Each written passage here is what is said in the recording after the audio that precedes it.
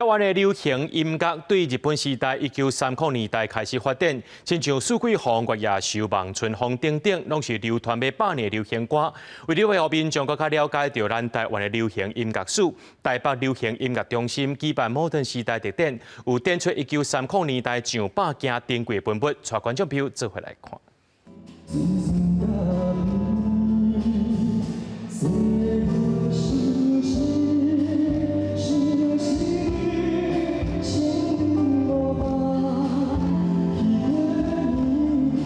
歌手柯富凯唱的这条《巴西吃地点》，歌词的创作者陈君玉是日本时代哥伦比亚唱片公司的文艺部长，是1930年代开创台湾流行音乐真重要的人物。但经过90年，《巴西吃地点》这个唔捌发表过作品，经过台北流行音乐中心董事长黄文玲为书写曲，伫咧摩登时代特定开幕即天对外发表。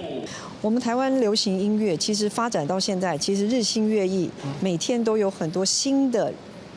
对于流行音乐很多的热情的人想要进入，但是我觉得应该多少都要了解一下台湾流行音乐的历史来源。亲像四季风、月夜愁、望春风等等，拢是对日本时代唱到大的歌曲。这个摩登时代特展，除了通看到济百年历史的流行机曲盘，然后伫咧陈君玉和丁武宪的家族后辈学者等等的协助之下，嘛提供大量的创作手稿、相片和报纸杂志等等，拢总有超过100件文物。伊的一寡文献资料，嘛有伊的迄个剧本。 对哦，伊还有剧本的，还没有呈现在世人的面前，所以讲希望